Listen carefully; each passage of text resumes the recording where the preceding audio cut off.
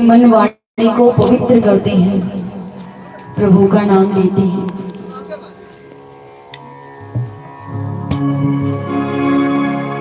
मुरलीधरा मनमोहना,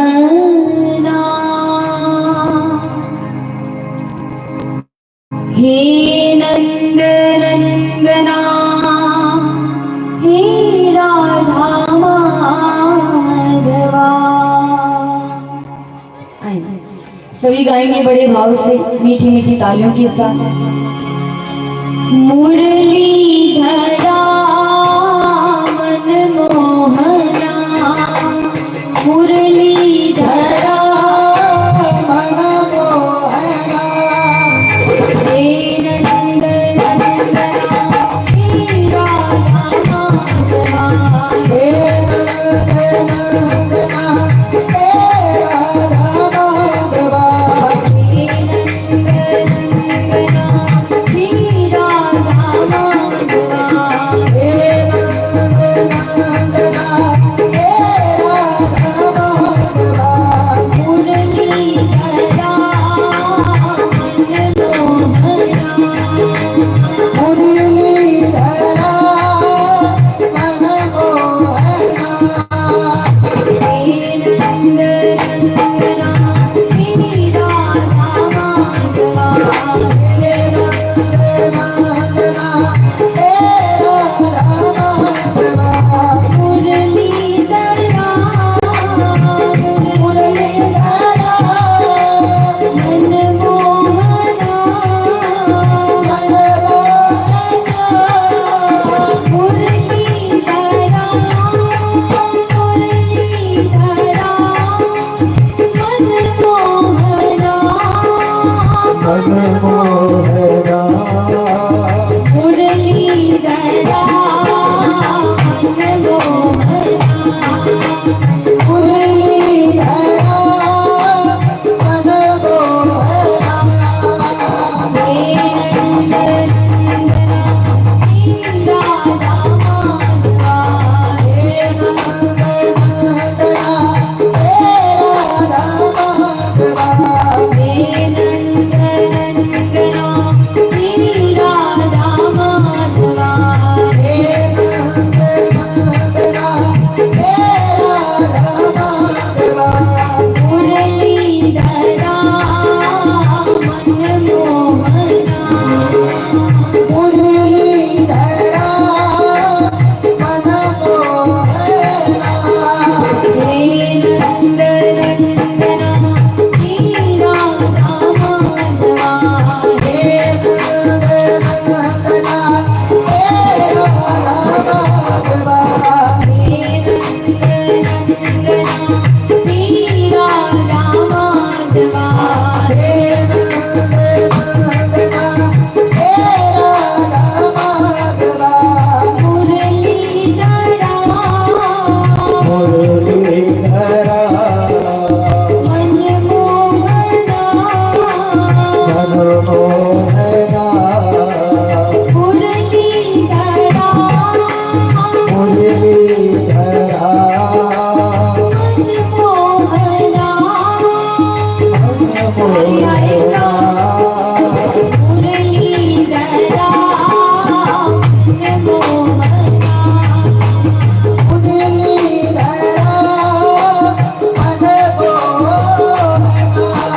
हे नंद नंदना, हे राधा माधवा, हे नंद नंदना,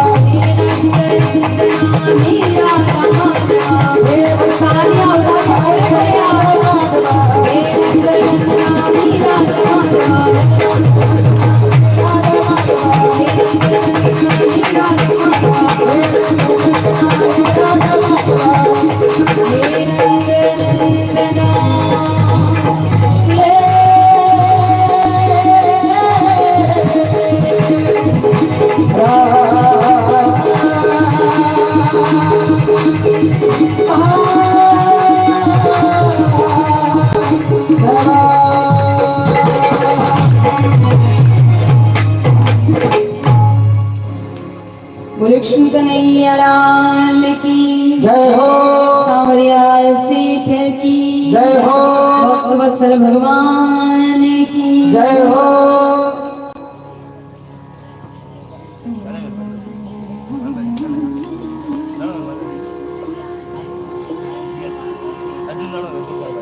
चित्सार सिंधु सर्वस्व श्री राधा गोविंद के चरण कमलों का ध्यान करते हुए आइए आप हम सभी श्रीमद् भागवत कथा के तृतीय दिवस में प्रवेश करें। कथा में पधारे हुए सभी हरि भक्तों के चरणों में व्यासपीठ की ओर से आप सभी को मेरा प्रणाम। राधे राधे। आइए एक बार सभी जोर से बोलेंगे राधे राधे।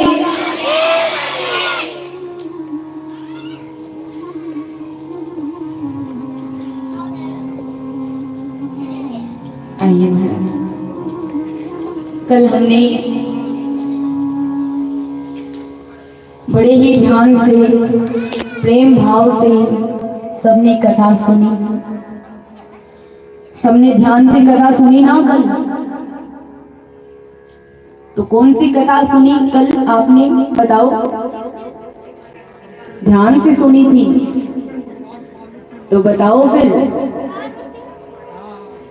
सती कथा और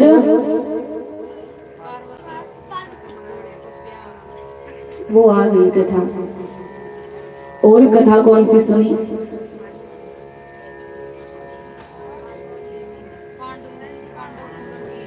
बताइए। हिरणाक्ष का उद्धार ठाकुर जी ने किया। वराह अवतार भगवान लेते हैं, सृष्टि की रचना करते हैं ब्रह्मा जी। ये कल हमने सुना। ब्रह्मा जी ने एक पुरुष एक स्त्री की रचना की। दोनों से कहा वो परिवार को आगे बढ़ाएं। तो दोनों से 2 पुत्र होते हैं, 3 पुत्रियां होती हैं। 3 पुत्रियां कौन थी? कौन थी 3 पुत्रियां? देहूति, प्रसूति और आकृति।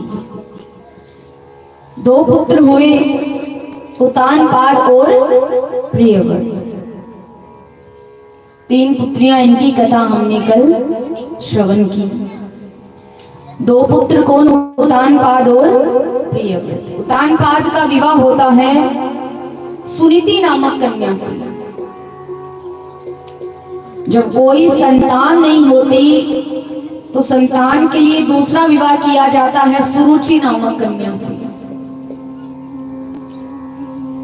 सुरुचि जो अत्यंत सुंदर राजकुमारी, उसकी सुंदरता के आगे कुछ भी याद ना रहे, बहुत सुंदर। अब यहाँ पर सुरुचि गर्भवती होती है, पर ठाकुर जी की ऐसी लीला कि सुनीति भी उसी समय गर्भवती होती है।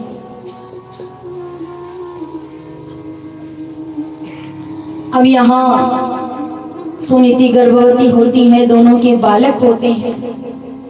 तो सुनीति नामक जो बालक होता है उसका नाम पड़ता है ध्रुव, और सुरुचि नामक जो बालक होता है उसका नाम पड़ता है उत्तम। अब यहाँ पर धीरे धीरे सुरुचि की ओर इतना आकर्षण बढ़ता जाता है राजा का कि राजा सुनीति को भूल ही जाते हैं। हमारे साथ भी ऐसा ही होता है। इस संसार में जो सुंदर सुंदर वस्तुएं होती हैं उनको देखकर हमारी रुचि उन्हीं में हो जाती है। फिर हम भूल जाते हैं कि भगवान ने हमें कौन सा कार्य करने के लिए इस पृथ्वी पर भेजा है।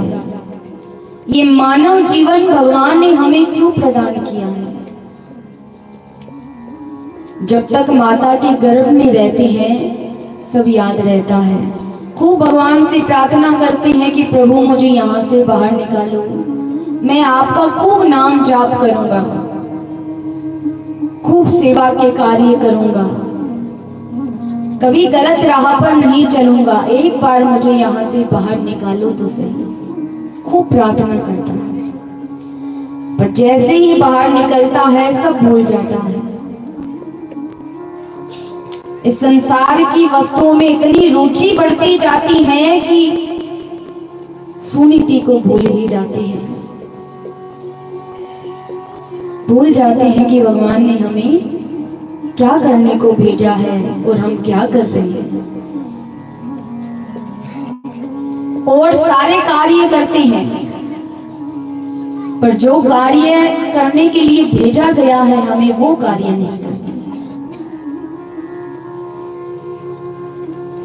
यहाँ पर एक बार राजा युद्ध से वापस लौटते हैं।